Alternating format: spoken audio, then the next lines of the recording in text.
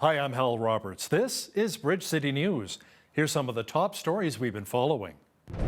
A nasty storm on Monday wiped out power and damaged homes and crops across a large portion of southeastern and southwestern Alberta. Alberta's Seniors and Housing Minister announced an initiative to help clamp down and address elder abuse in our communities. And the Trudeau Liberals have brought back random COVID-19 testing at various airports across the country. Political reporter Brian Lilly will have the details. Your nation, your province, your southern Alberta. From the heart of Lethbridge, it's Bridge City News with Hal Roberts. Thanks so much for joining us. Medicine Hat, Redcliffe, and Cypress County were hit pretty hard on Monday after a nasty storm swept through the region. There were even reports of a tornado touching down. Trees were damaged and power lines went down. City officials said at one point 5,600 customers were without power in Medicine Hat, Cypress County, and Redcliffe. Some homes were also badly damaged during the storm. Crews have been out restoring power as quickly as possible, and much of the power has since been restored. Many roads were closed due to downed power lines and debris. Echodale Park is closed, as are many city outdoor pools. BCN's Jeanette Rocher is in Medicine Hat, and we'll have more on the damage in southeastern Alberta coming up on Wednesday's show. The nasty Alberta storm also impacted crops for many producers in our region due to the amount of hail we received. Lethbridge County Reeve Tory Campbell says farmers are surveying the damage to determine next steps. He says resources are available to those who are experiencing extreme stress right now. Campbell says to call the Alberta Mental Health Hotline provided by the province at 1-877-303-2642. He says mental health supports are also available online by visiting domore.ag. RCMP in southern Alberta have charged a man with manslaughter following a fight outside of a convenience store. Earlier this week, police were called to an assault in progress in Fort Macleod. They say one of the men hit his head on a curb during a fight and died from his injuries in hospital. The 36-year-old accused is expected to appear in court next week. One person died and 4 others were injured following a 2-vehicle crash in southern Alberta. RCMP and fire crews were called to the scene at the intersection of Highway 23 and Highway 529 near Vulcan. They say a pickup truck was traveling southbound when it was struck by the driver's side by an SUV. The 55-year-old driver of the truck died at the scene, while a man, a woman, and 2 kids were taken by ground and air ambulance to a hospital in Calgary. Alberta Health Services announced that they will no longer require COVID-19 immunization as a condition of employment. In a release, AHS says healthcare workers in our province will no longer need to be jabbed in order to work in the healthcare sector. In addition, new hires and students also no longer need to be immunized for COVID-19 upon being hired on or as a replacement. Officials say the policy of mandatory vaccination came into effect at a time when the Delta variant was strongest earlier this year. The Alberta government announced a new strategy to tackle elder abuse. Officials say it is a 5-year plan that will include guiding how the government, nonprofit groups, frontline workers, and businesses work together to prevent and reduce the abuse of our seniors. Minister of Seniors and Housing, Josephine Pon, says the new provincial strategy should help recognize the signs of abuse and how to stop it. They deserve to feel respect, with support, and safe. Sadly, it's not always the case. It is estimated that 1 in 10 Alberta seniors is a victim of elder abuse.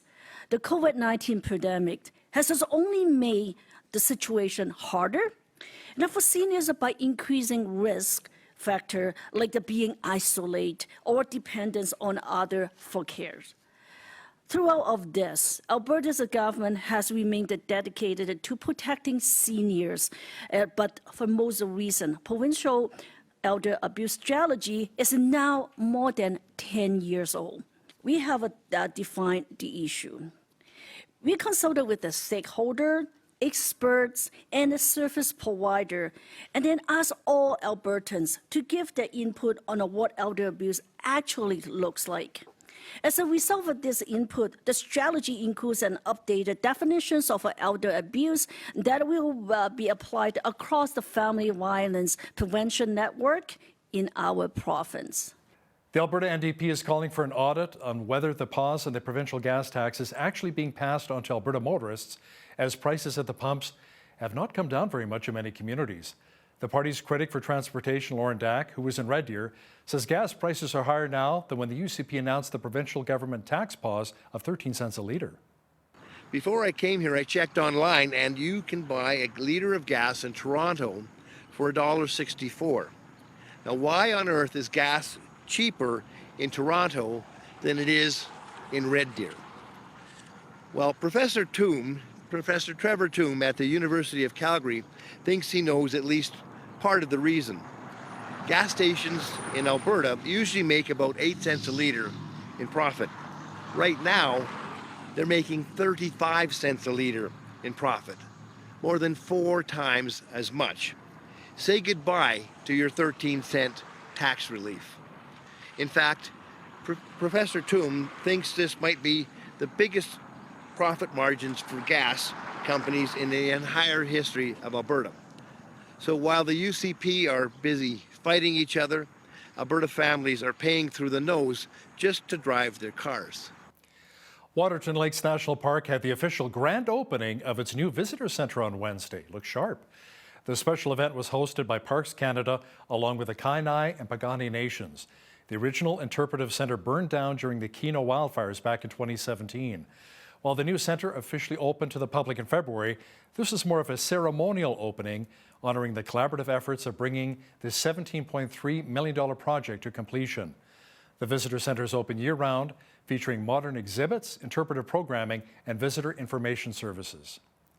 We actually involved the Piikani and the Kainai communities to help us incorporate a lot of their stories into the centre. And so you'll see Blackfoot language and stories throughout the centre. An example, perhaps the 13 Moons exhibit that's just off to the left here.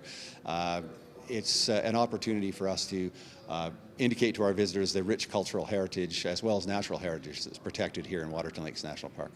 BCN's Angela Stewart is in Waterton. We'll have the full story on the new interpretive centre coming up on Wednesday's 5 o'clock newscast.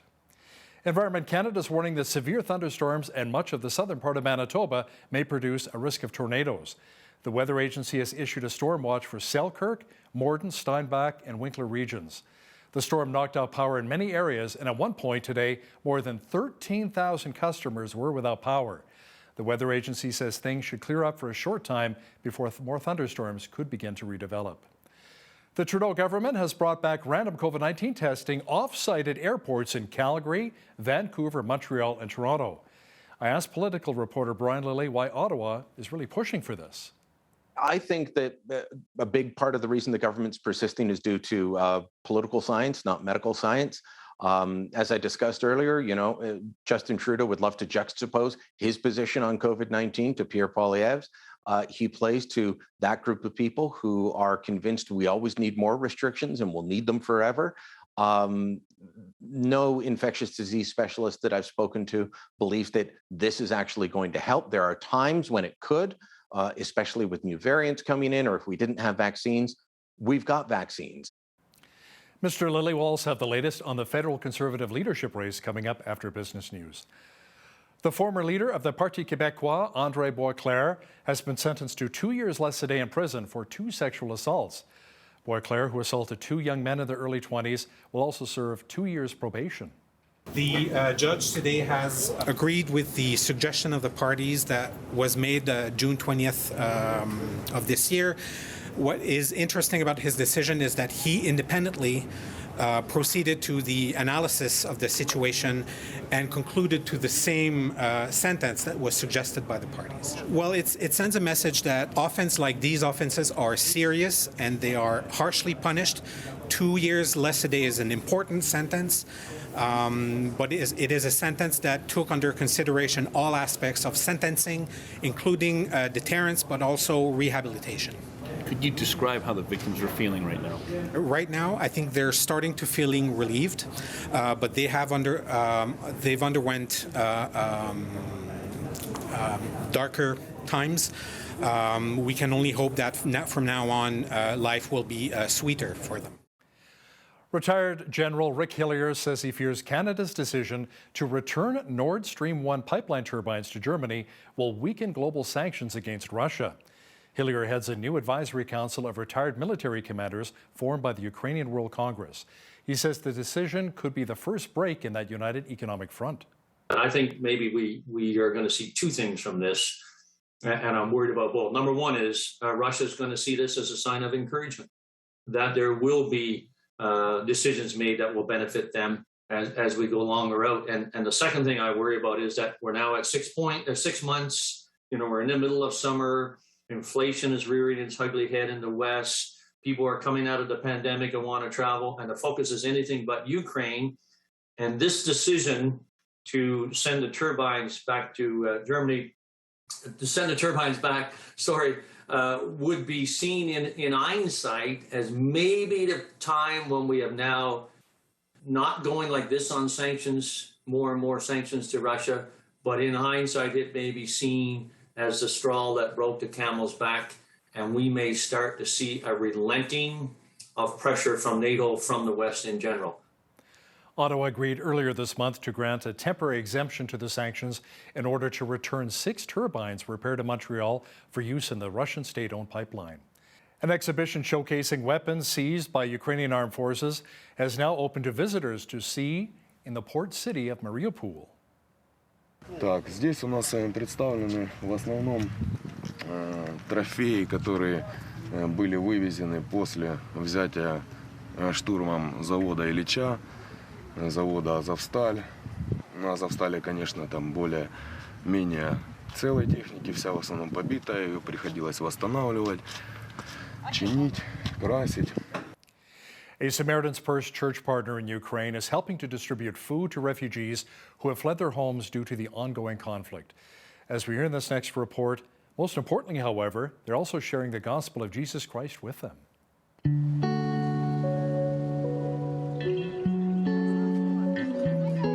На данный момент острая нужда, и многие миссии закрылись. Но сумка самарянина продолжает работу, и мы за это очень сильно благодарны. Мы получаем от сумки самарянина продукты, которые берем на складе, пакуем в пакеты и привозим в церковь для того, чтобы их раздать. На данный момент всем людям, которым мы сегодня раздавали продуктовые наборы, это все люди-переселенцы. Спасибо большое. Очень хочется сказать, столько людей, которые тоже выехали из Мариуполя, работают в волонтерских центрах, помогают. Для меня не важно человека накормить. Для меня важно спасти человека. В этой возможности сказать слово, дать молитву и сказать к Иисусу. Это основная наша миссия – спасти душу. A heat wave broiling Europe continues to fuel nasty fires in Spain's northeastern region of Catalonia. Officials say more than 1,600 hectares or close to 4,000 acres of land has been affected. Firefighters are working around the clock to battle the flames that have now encroached on residential areas and forced thousands of people to evacuate. New video has emerged from a police body camera showing officers delaying going in to confront a serial killer who killed 21 people at an elementary school in Uvalde, Texas. You can also hear the police trying to negotiate with the shooter. We don't want anybody else hurt. I know. That's what we're doing. We're trying to get them out. They're going to break the window. Sir, if you can hear me, please put your gun down. We don't want anybody else hurt. Tell him in Spanish. Si me puede escuchar.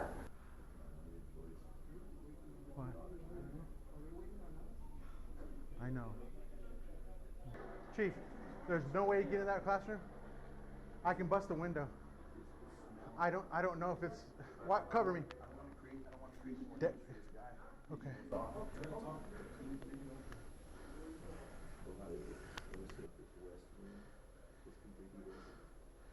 Residents in Uvalde, Texas called for police accountability at a school board meeting on Monday night.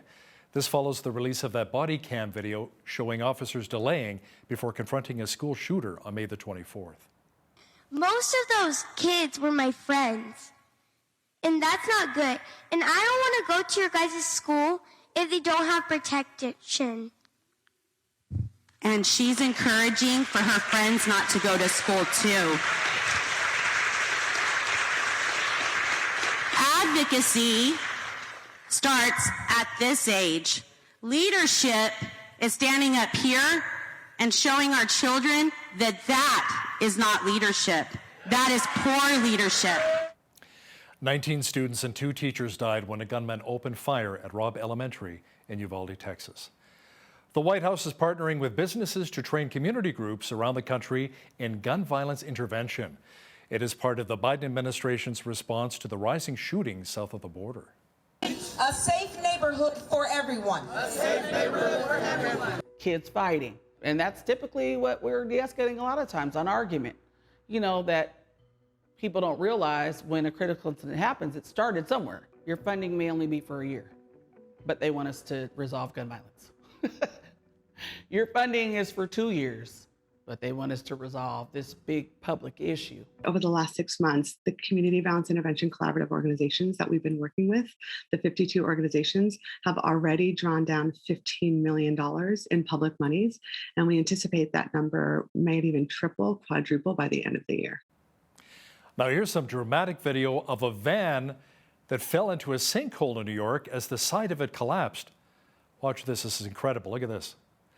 A camera for WABC TV in New York was recording and captured the dramatic shot. Fortunately, no one was in the van or the car, seen hanging on at the time. Weather officials say the sinkhole appeared shortly after heavy rains pounded the area. Thank goodness no one was hurt. Well, we too had our fair share of rain and even some hail in parts of southern Alberta. It appears, however, as though the rain clouds have left us for now. Complete weather details are coming up.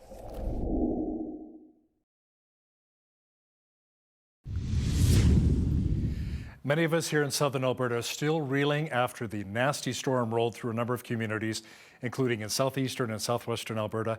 Hail damaged crops and some homes were also destroyed from a tornado around Medicine Hat. Tonight here in Lethbridge, however, expect a mainly clear sky with a low near 11. Wednesday, lots of sunshine on tap with a high expected near 31. Pretty much the same picture on Thursday with a high again near 31 degrees. Friday cooling off slightly under a clear sky to 26. Not a bad weekend is shaping up in Lethbridge. Saturday, expect a few clouds to roll in with a high near 27. Sunday, mainly sunny with a high reaching 29. And Monday, lots of blue sky with a high again near 29 degrees. Now checking the almanac, the average high for this time of year is 26 degrees with an average low of 11. The highest temperature for this date was 39 degrees set back in 1960, and the record low was 5 back in 1996. The sun rose at 5:45 and set at 9:31. Let's see how the rest of the country is shaping up for Wednesday now. Expect a few clouds and a high of 24 in both Victoria and Vancouver. Lots of sunshine at 25 is on tap for Edmonton. Blue sky and 25 degrees as well for Calgary. There's a slight chance of showers developing in Regina on Wednesday with a high near 23. Light rain at 25 for Saskatoon. A good chance of showers at 26 degrees for Winnipeg. In the central part of the country, Toronto had a heat warning on Tuesday. Wednesday, expect lots of sunshine again with a high near 32. Ottawa also had a heat warning on Tuesday. Wednesday, there's a chance of a thunder shower developing with a high near 31. Pretty much the same picture in Montreal, but 1 degree cooler at 30 degrees. In Atlantic Canada, Fredericton was under a severe thunderstorm watch on Tuesday. Wednesday, mainly sunny with a high of 26. Clearing at 27 degrees in Halifax. Just a few clouds and 24 degrees is on tap for Charlottetown. And in St. John's, Newfoundland, there's a chance of rain developing with a high near 22 on Wednesday. Saskatoon-based BHP is looking to bring its Jansen potash mine online sooner rather than later. The initial plan was for the mine to begin operation in 2027, but the company says it is pushing to bring Stage 1 first production to the year 2026. BHP says it is also looking to options to accelerate the second stage of the project as well. The Jansen mine is expected to produce around 4.35 million tons of potash per year. Airline pilots in Sweden, Norway, and Denmark have called off a strike that ran for 15 days and caused major disruptions after reaching an agreement with management. Officials said the parties had agreed to a new contract covering the next 5.5 years, guaranteeing both cost savings and job security for pilots. Some 900 pilots walked off the job on July 4th, citing inadequate pay along with very poor working conditions. The European Union has proposed earmarking 500 million euros for joint defense procurement in the wake of the Russian invasion of Ukraine. The EU said in a statement that this is the first ever pooling of resources that will avoid competition among member states for the same products and facilitate cost savings. EU nations have already sent a lot of military aid to Ukraine and want to quickly top up their own supplies once again. The European Commission hopes to have the joint procurement system up and running by the end of the year. Now, here's a look at today's markets. The TSX was up 342 points on the day to 18,937. The Dow was up 754 to 31,827. The S&P 500 was up 105 points on the day to 3936, and the Nasdaq was up 353 to 11,713. West Texas Intermediate Oil was up $1.62 to 104.22 US per barrel. Natural gas was down 21 cents to 7.26 US. Gold was up 5 cents to 17.1173 US an ounce, and silver was even on the day at 18.76 US an ounce. Feed wheat is at $11.98 per bushel, barley's at $8.70, canola's at $19.28, and corn is at $10.67 per bushel. Live cattle August contract was up 10 cents to 135.73. Feeder cattle August contract was up 208 to 178.75, and lean hogs July contract was up 70 cents to 112.83. The Canadian dollar was down slightly over the past 24 hours to 77.69 US.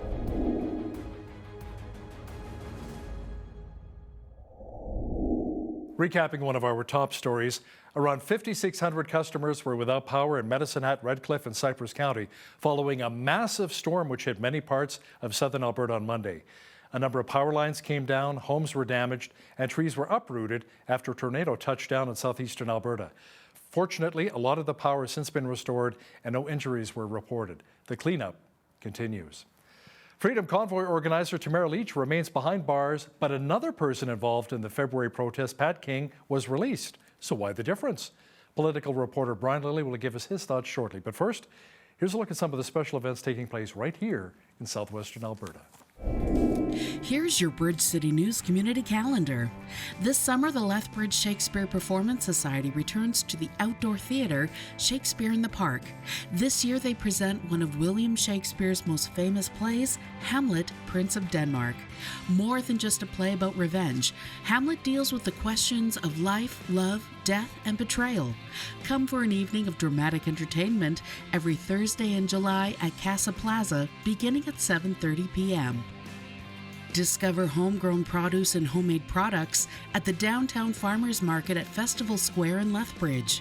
Every Wednesday beginning at 9 a.m. until September 4th, you'll find over 15 local vendors selling fresh fruit and vegetables, delicious baked goods, homemade soaps, and so much more. Enjoy the relaxing atmosphere and support local producers and artisans at the same time. And that's your Bridge City News community calendar.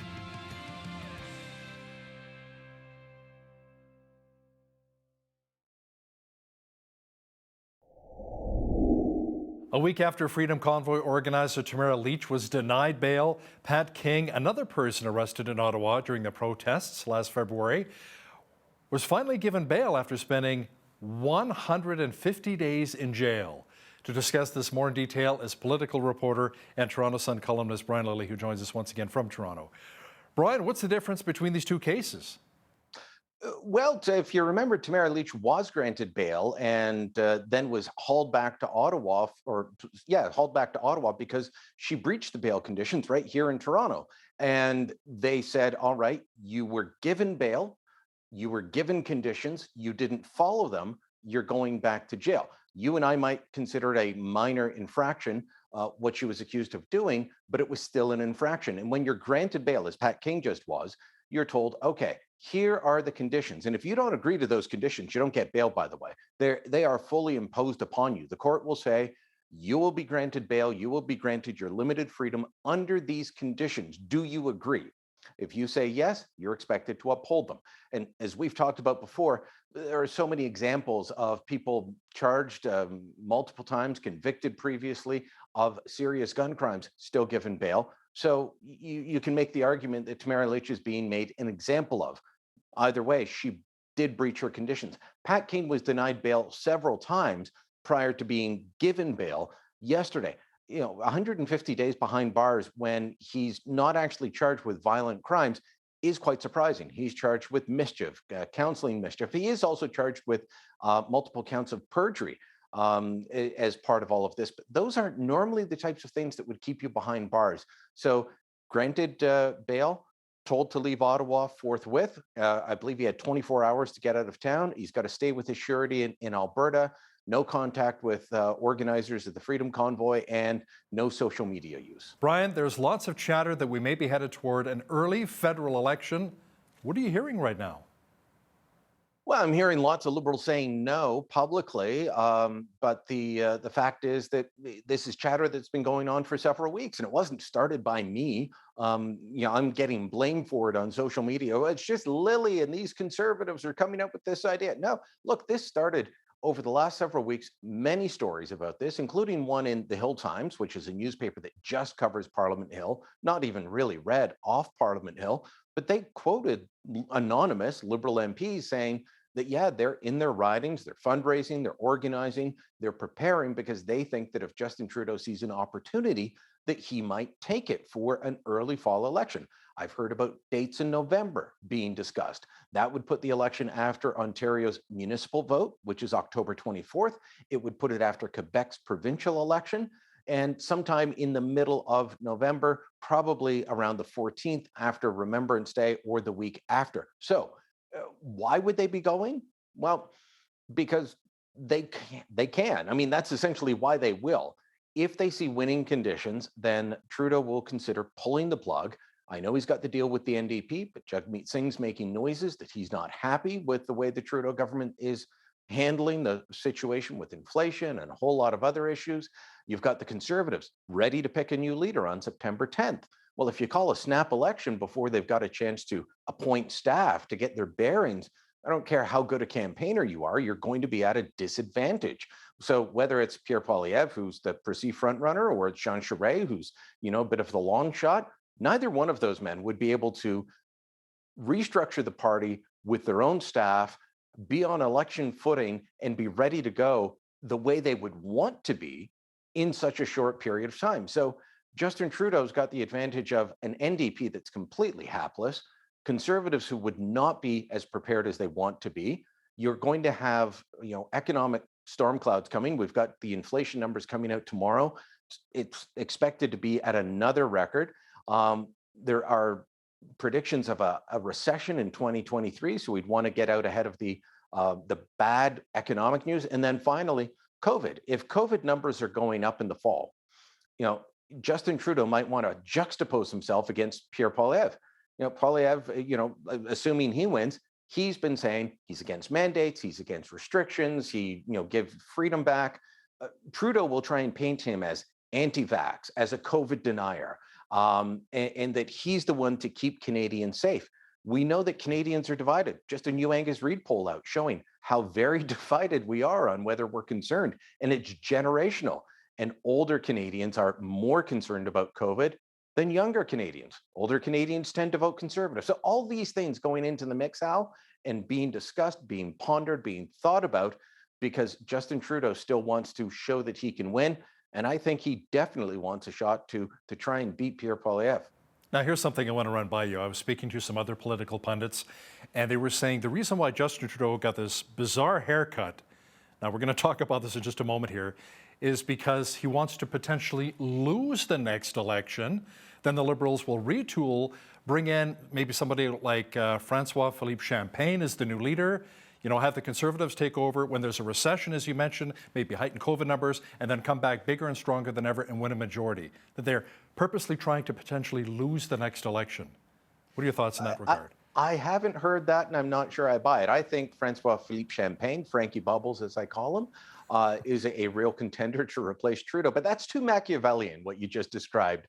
The trying to lose on purpose so that you can come back later. No political party, especially the Liberals, ever wants to give up power. They want to hang on to it forever and just pass the baton down, pass the torch from one leader to the next. So I think Trudeau's haircut, I agree with some people I've heard from who say, well, maybe it's a sign he's trying to put a fresh face on a almost 8-year-old government and try and put that fresh face on before going to the polls, but I'm not sure I buy what what you put forward. Interesting, though. Now, Patrick Brown has not only been kicked out of the Conservative leadership race, Brian, he has essentially withdrawn as he's announced he'll be running to become the mayor of Brampton once again. Does this really change anything in regards to the CPC leadership race at all? Is it still Pierre Poilievre's to lose? It is. And, we're going to have to wait until September 10th to find out if he does lose it. The Charest camp is still saying that they are in this to win it and that they can. I'm not sure how that plays out because there's a lot of unknowns with Brown. I think Brown dropping out does change a lot of things. It potentially could put Pierre Poilievre on track for a first ballot victory. They wanted that. Nobody in the Poilievre camp was willing to say they were going to get it. They knew they were close. 46% of all memberships they claim they sold. So if all of those people showed up, well, that's close, but it's not quite 50% plus one. If Brown is out, if a lot of his people just don't vote, well, then that helps Poilievre win on a first ballot potentially. Alternatively, there was a lot of discussion that Jean Charest wouldn't finish second. And so all this talk about Charest will take Brown's second ballot. Well, if you're finishing third or fourth, you're not getting anybody's second ballot because you're dropping off. Well, now, the other unknown is, do all those Brown supporters make Charest their first choice? And is there enough for him to stick around, be second, get the other down ballot support, and potentially drag this out or even potentially win? There's just too many unknowns that come about with this because we don't know where those 150,000 plus memberships that Brown sold are going to go. How many vote? How many vote for Poilievre? How many vote for Charest? How many vote for one of the other three? We don't know. Yeah, let's talk about one of the other three for just a moment here. In Leslyn Lewis, we had her on our program on Bridge City News, an intelligent woman putting forward a solid platform. She's well loved across Canada. What are your thoughts? Could she maybe surprise some people and win the leadership? No, I don't think there's a chance this time. She came closer than anybody thought last time. But I had predicted, from talking to people across the country, that she was going to win certain provinces, including winning Saskatchewan on the first ballot, which she did. She took all the Western provinces on the second ballot, I believe.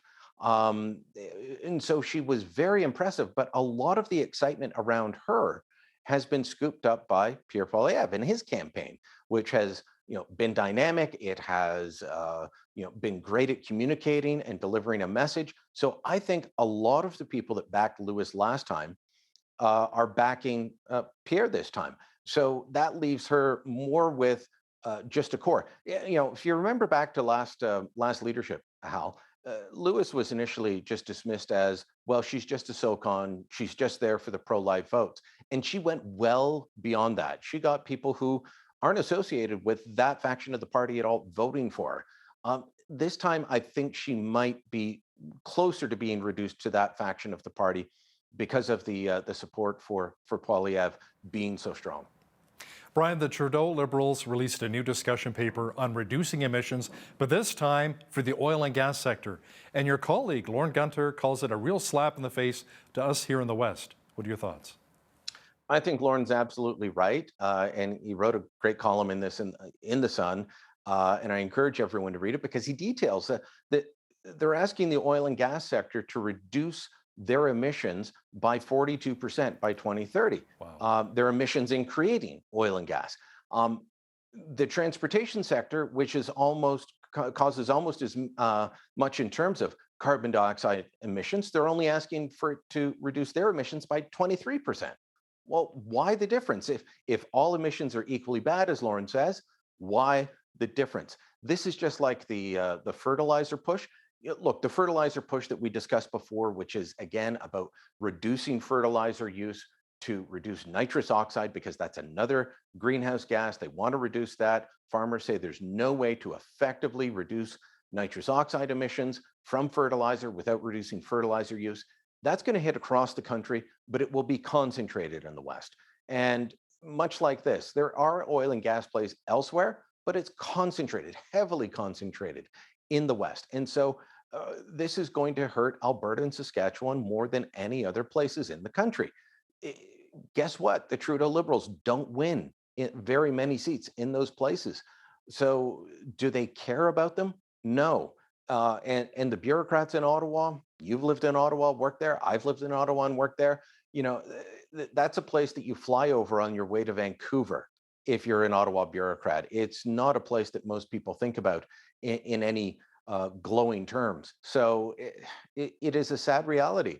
And it's, why I was glad to see at one of the recent leadership debates talk about Western alienation and Western separation. It's something I worry about a great deal. And these types of policies, these types of discussion papers, either on reducing oil and gas emissions or the fertilizer emissions discussion paper, they don't help the situation at all. Very true, Brian. We only have a couple of moments left here. I wanted to chat with you about Stats Canada set to release their latest inflation figures for June. May's rate, 7.7%. Brian, that took us back to the 80s with such a huge cost of living increase. Is anyone expecting relief in these latest numbers? No, in fact, discussions of whether, where it will land between 8 and 10%, which would take us back to even earlier in the 80s. It would take us back to the recession of the early 1980s. These are not good numbers by anyone's estimation. And yes, I know that there are global factors at play in here. The war in Ukraine is a factor. Supply chain issues are a factor. COVID-0 policies in China are a factor. How we're recovering from the pandemic. These are all factors. But time and again, economists, banks, financial experts will say the Trudeau government spending is part of it. They need to slow that down so that all the pressure isn't on the Bank of Canada, which in turn puts the pressure on you, the homeowner, with a mortgage or a line of credit. The Trudeau government's unwilling to do that. They've been dismissive of this, and it's really too bad because they need to do something so that it's not just all on a small group of people bearing the brunt of this. And we could be headed for a recession, according to Royal Bank and some warnings from the Bank of Canada. Brian, the random testing resumed at airports once again today. How is this working, and why is the government persisting so much? I think that a big part of the reason the government's persisting is due to political science, not medical science. As I discussed earlier, Justin Trudeau would love to juxtapose his position on COVID-19 to Pierre Poilievre's. He plays to that group of people who are convinced we always need more restrictions and we'll need them forever. No infectious disease specialist that I've spoken to believes that this is actually going to help. There are times when it could, especially with new variants coming in, or if we didn't have vaccines. We've got vaccines, and it is helping keep people out of hospital. It is helping stop people from dying when they do go to hospital. This idea that we need to continue with policies that might have made sense in March 2020 or December 2020 before all of this took place, no, it doesn't make sense. But the only good part is the testing is happening offsite, so it's not adding to delays at the airports, which continue. Not just Pearson, but Montreal, Vancouver, Calgary as well. All of them. I spoke to somebody who went through for Stampede, and it wasn't just volume that was causing the delays. An awful lot of issues at Canada's airports. Absolutely. Political reporter and Toronto Sun columnist Brian Lilley, thanks so much for your time today. Thank you, Hal.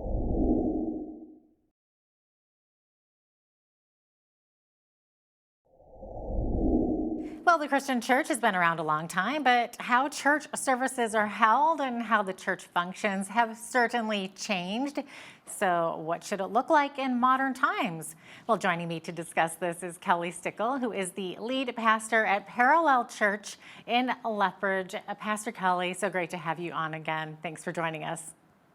Thanks so much, Jeanette. It's great to be with you again. Awesome. Okay, so first of all, many viewers know your church by its former name, right, which was My Victory Church. So why the change, and what's the significance of your new name?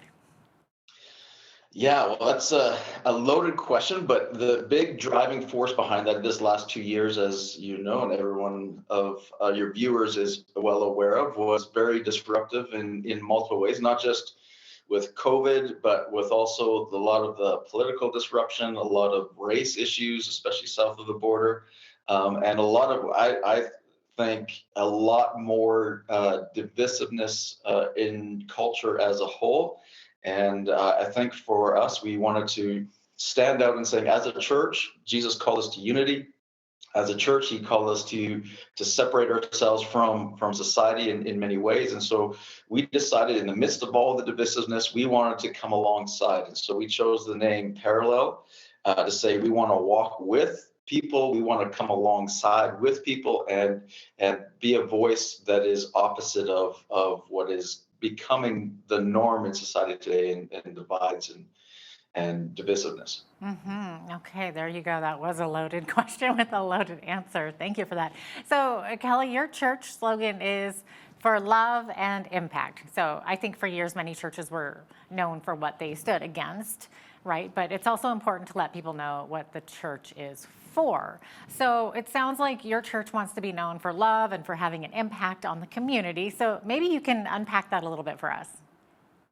Yeah, well, it really stood out to me, John 13, Jesus's conversation with his disciples. It carried on into John 15, of course, where multiple times he said, "A new command I give you, love one another as I have loved you." And when Jesus gave that command, it wasn't an additional command to what we have in the Old Testament. It was in essence a replacement command that is the command that we as Christians are supposed to live by. So we're saying, okay, we're going to love, but we're not just going to love. That's a flowery word in society and misunderstood in many ways, but we're going to love like Jesus loved. And Jesus loved unconditionally. Jesus loved the outcast, those that were considered in his time the unlovable. And he extended love to the point of giving himself and his life in love for his friends, like it says. So we're like, we want to love like that. And we want to follow Jesus' command, but we don't want to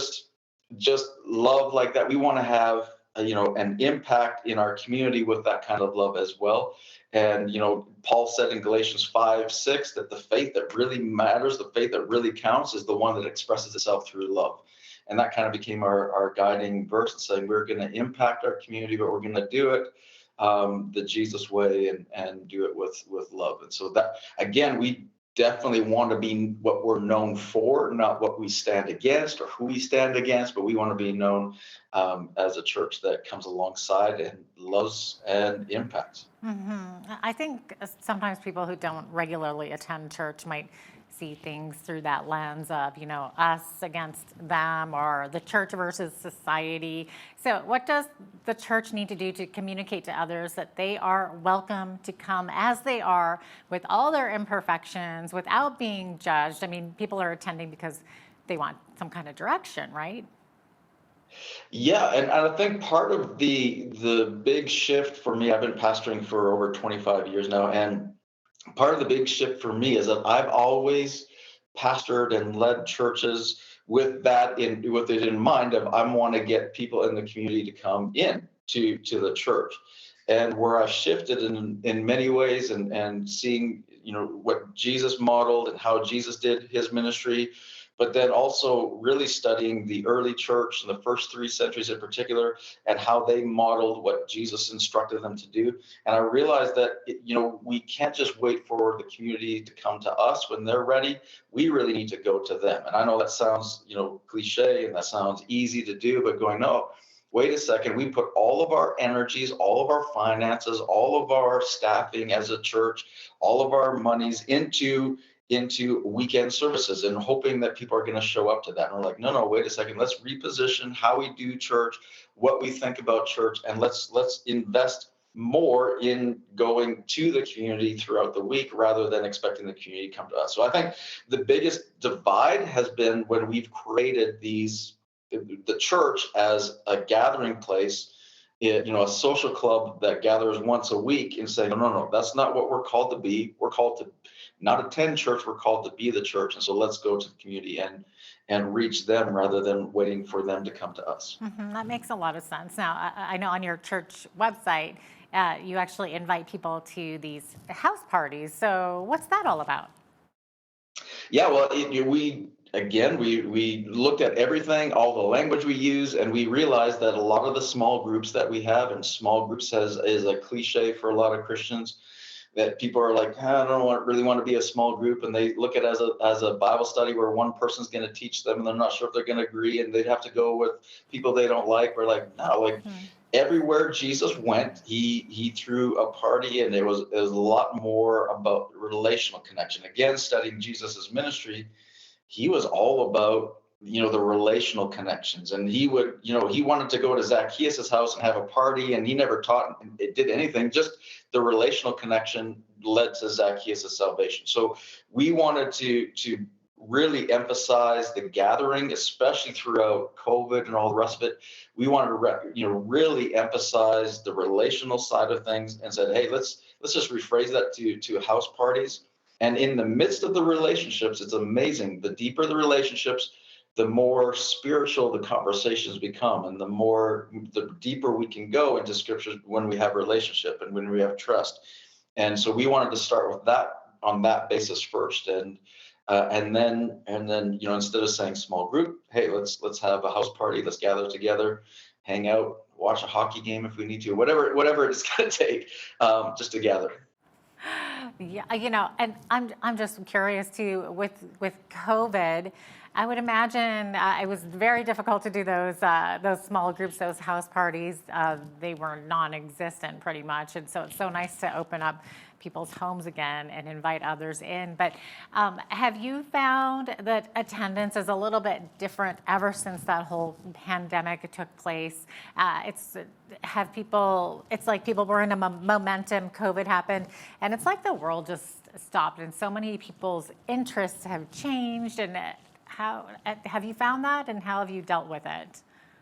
Yeah, absolutely. We definitely have discovered that there's a difference in attendance. But again, as a pastor, I wasn't panicking to the degree of saying, well, people aren't coming back to the church. It's like when I hear that from pastors and from leaders, I begin to question, going, well, again, that weekly social gathering that at a building, is that the church, or is Christians, and how do we reach them? We're reaching them at different levels. So I'm not so worried about, who, is attending or not attending, or how often they're attending, or our numbers back, pre-pandemic. What I really want to focus on is are we equipping the church to reach them and making a difference and an impact in the community? And our attendance did, take big hits like everybody else's and go through that. Happily, we're right back on track and going again and excited. But our focus as pastors and as leaders has really shifted and saying, okay, let's not put all of our energy into just getting bums in the seat on a Sunday and think that that's church. Let's equip the saints to do the work of the ministry throughout the week. Mm-hmm. Yeah, absolutely. Now, Kelly, you believe that a church should choose unity over uniformity, right? So, which means like aligning, even if we don't agree on everything. So that can be a challenge, obviously, when we live in a time like now where there's so much division, as you've been talking about. And of course, we're living in this cancel culture now. So what does it take to stay in alignment with one another if we see things differently? Well, I think that's of utmost importance for us as Christ followers to make that a priority, because Jesus made it a priority. His final prayer that we have recorded that he prayed over his disciples, he didn't pray, keep them protected. He didn't pray, keep them theologically correct, keep them baptizing the right way, taking communion the right way. He said, make them one. And his main prayer was for unity. So I think as the church, we need to make that as a priority and model that for the rest of the world. Where it comes to unity, not uniformity, is if we value unity over uniformity, meaning that we don't have to all agree to be in unity. We can be in unity even if we disagree, especially if we disagree. And I think our society as a whole has lost the challenge culture, the willingness to question, the willingness to debate. We've lost that art in some way, and I think that's very dangerous because we have polarizing sides. Everybody's splitting up and going into their own little camps, and I think it's very easy on both sides of the camps to get deceived and to go off the rails too far when we stop challenging and debating and questioning and learning how to do that. I think we need to get back to some of that and saying it's okay to question, it's okay to challenge, it's okay to argue, as long as we value the relationship and the unity over whether or not we agree. Now, how do you go about handling things when you may have someone who visits your church, but they're opposed to some of the things that you teach and believe in? Do you still welcome them, and do you still offer to help them if they need assistance in some area? Yeah, absolutely. Without question, we make as much as we possibly can. We work with those who are willing to work with us, regardless of their backgrounds, their beliefs. We have a lot of different backgrounds and different belief systems, and a lot of people that have been raised in church, lots that haven't, lots that have been raised in way different denominations or belief systems than what we preach, and so we have a whole bunch of those that come in there, lots from polar opposite sides, politically, polar opposite sides, religion, when it comes to religion and belief systems, all of that, and yet we are able to work and do that, and part of that is just setting a culture to say, hey, we're going to value unity over agreeing. Yeah, absolutely. Now, we tend to meet as we normally do in church buildings, and you were kind of alluding to this earlier, and we're encouraged to invite people to join us. However, the early church also did a lot of going to, taking the church to where people are instead of having them come to a church building, like what you were saying earlier. So what does that look like in today's culture? Well, I think the church needs to take its job back in many ways. Where what I mean by that is the way that the early church got into the community is that, and you see it right in the book of Acts right away, and then doing historical studies of some of the practices of the early church, especially in the first 3 centuries. The early church was known for Romans would write about the church, and what they were known for is their care of the least of these. It was their care for the needy, and they would, in Acts chapter 2, there was no need among them. It's repeated in Acts chapter 4, right? They shared with everything. Everyone had everything in common. There's no need among them. They made sure that there was no need in their vicinity, and the church would reach out into the community and help the widows and the orphans and the poor and feed the hungry. And the church actually historically grew the greatest in the 3rd century. So it entered the year 200 with 200,000 Christians estimated on the planet. And by the year 300 AD, there was 6 million Christians on the planet. In the midst of all that, what happened? Well, in 249, there was what's called the Cyprian Plague that lasted 20 years and wiped out a fifth of the Roman Empire. What's fascinating is in the midst of that plague, it was Christians that went in. The church went in, ministered to the sick and to the dying. Many of them died themselves, but in that, they offered hope when the rest of society was hopeless. And because of that, the church grew.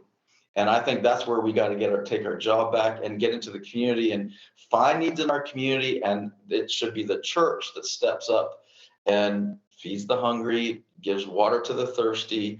All the things that Jesus said in Matthew 25 are still great needs today, and I think we need to step up and take that job back.